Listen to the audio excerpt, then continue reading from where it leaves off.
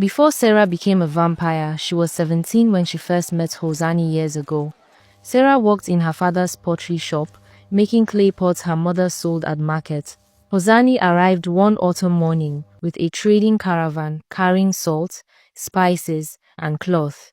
Serah was drawing water from the village well when she saw him. He was tall and well-built, with light skin that seemed to glow in sunlight. His clothes were finer than anything she had ever seen. While other traders bargained loudly, Hosani stood quietly watching. Their eyes met across the dusty market square. Serah felt her heart race, her hands tremble as she carried the water bucket home. The traders stayed 3 days. Each morning, Serah found excuses to walk past their camp. On the third evening, returning from collecting clay, Hosani stepped from behind a tree. They walked together in moonlight, talking about everything and nothing. When the traders left, Serah felt like part of her soul had been torn away. Months passed before he returned alone. Serah ran to him without caring who might see. They embraced in front of the whole village, and she knew she loved him completely. Hosani stayed this time, renting a small house and starting his own trading business. Serah helped him, learning about cloth and spices. They were happy, though something about Hosani seemed strange. He never ate during the day, his skin was always cool, and he avoided the village priest and church. They married when Serah was 22. The whole village celebrated with dancing that lasted until dawn.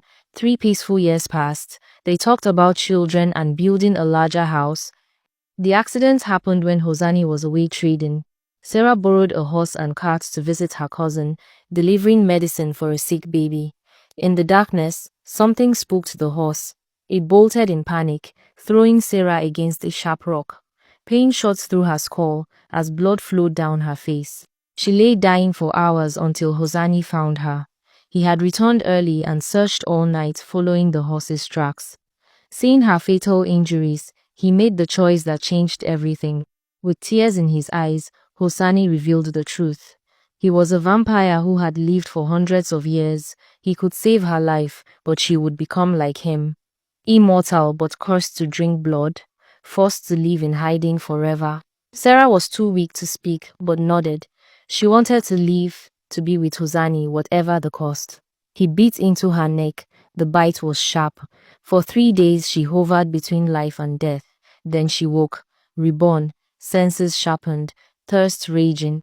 Hosani taught her how to endure, how to feed without destroying, how to survive as monsters still clinging to love. Serah learned to love her new existence because she shared it with Hosani. They were partners in everything. Their happiness ended when the hunters came. Not peasants with stakes, but trained vampire hunters armed with silver blades, specially made for killing vampires, tracking Hosani across 3 countries. They struck at sunrise, when vampires were weakest. Hosani woke Serah and told her to run. He promised to follow, though his eyes betrayed the truth. He would not survive. She wanted to fight, but he made her promise to leave. She fled into the forests, and miles away heard his death scream tear the morning air. Days later, she returned. There was no body, only ash scattered on the wind. It has been over 200 years since Hosani died and since Kito's death. Maya was long gone, buried in a cemetery that no longer existed in a town that had been swallowed by a modern city. Even if Kito had lived, he would have died of old age decades ago. But the guilt remained with Serah like a scar that never healed.